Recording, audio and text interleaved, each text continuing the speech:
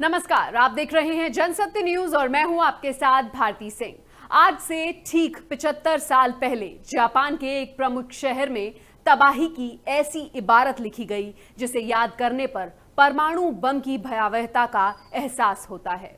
Hiroshima पर कैसे आई थी वो आफत और उसके बाद नागासाकी में क्या हुआ, देखिए रिपोर्ट।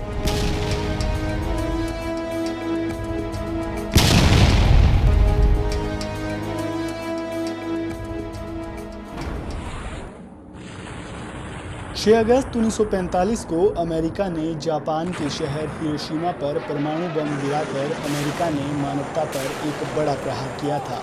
इसके 3 दिन के बाद 9 अगस्त को नागासाकी पर एक और बम गिराया गया। इसमें लाखों लोग मारे गए जबकि लाखों प्रभावित हुए।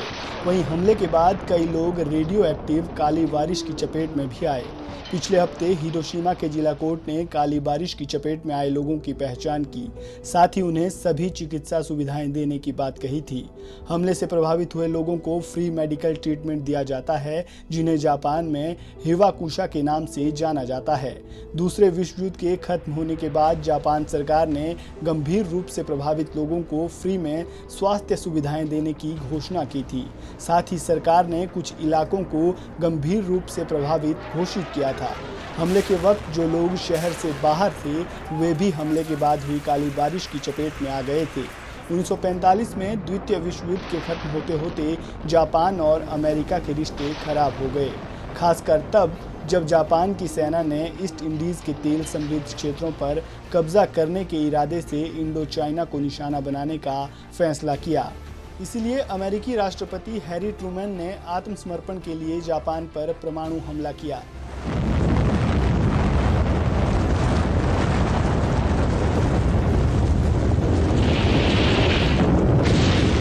हैरी एस ट्रूमैन उस समय अमेरिका के राष्ट्रपति थे।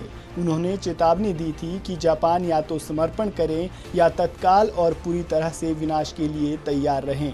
हम जापान के किसी भी शहर को हवा से ही मिटा देने में सक्षम है। 26 जुलाई को जर्मनी में पोट्सडैम की घोषणा हुई थी, जिसमें जापान को आत्मसमर्पण के लिए चेतावनी दी गई। हालांकि इसे लेकर अन्य सिद्धांत है। परमाणु हमला कर जापान को समर्पण के लिए मजबूर करने की जरूरत नहीं थी। एक इतिहासकार गर अल्प्रोविट्ज ने 1965 में अपनी एक किताब में तर्क दिया कि जापानी शहरों पर हमला इसलिए किया गया ताकि युद्ध के बाद सोवियत संघ के साथ राजनयिक सौदेबाजी के लिए मजबूत स्थिति हासिल हो सके। हालांकि परमाणु हमले के तत्काल बाद 15 अगस्त 1945 को जापान ने बिना शर्त आत्मसमर्पण कर दिया था। जापान इस स्थिति में इसीलिए पहुंचा क्योंकि 6 अगस्त को सुबह 8:15 पर अमेरिका के इनोला गे विमान ने हिरोशिमा पर पहला परमाणु बम गिराया।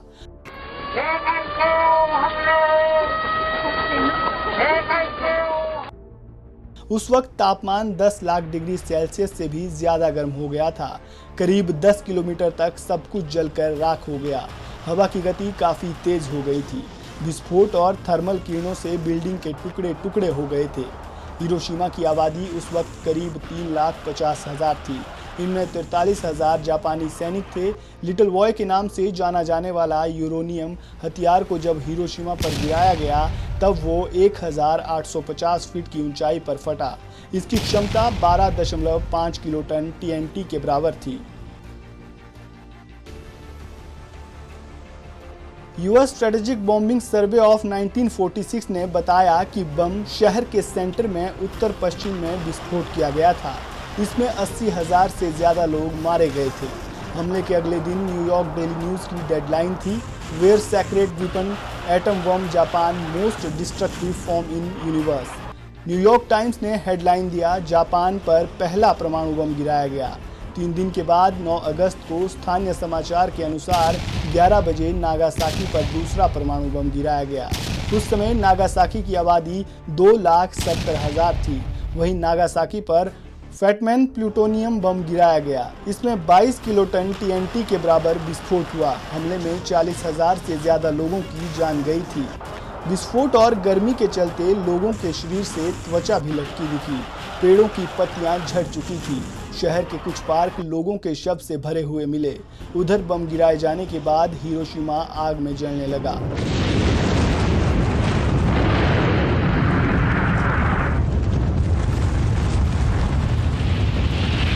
विस्फोट के थोड़ी देर बाद काली बारिश शुरू हो गई। इसमें रेडियो एक्टिव तत्व मौजूद थे। नदी में कई लोगों के शव तैरते दिखे। लाशों के चेहरे का साइज सामान्य से 2 गुना हो गया था। शवों के पैर लकड़ी जैसे कड़े हो गए थे। धमाके के बाद पूरे शहर में कई रंगों में गंदे, भूरे और काले रंग के बादल छाए हुए थे। हिरोशिमा और नागासाकी दोनों शहर में 1.2 किलोमीटर के दायरे में आने वाले 50% लोग विस्फोट के दिन ही मारे गए थे। वहीं 80 से 100% लोगों की रेडिएशन और घायल होने के बाद जान गई। 5 महीने के भीतर हिरोशिमा के 3,50,000 की आबादी में 1,40,000 लोगों की मौत हो गई। नागासाकी के 2,70,000 की आबादी में 70,000 की मौत हो गई।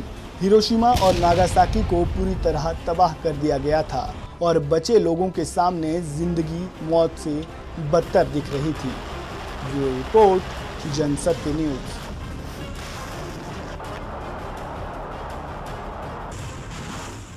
अगर आपको हमारा ये वीडियो पसंद आया तो इसे लाइक करें, शेयर करें। हमारे चैनल को सब्सक्राइब करना ना भूलें। धन्यवाद।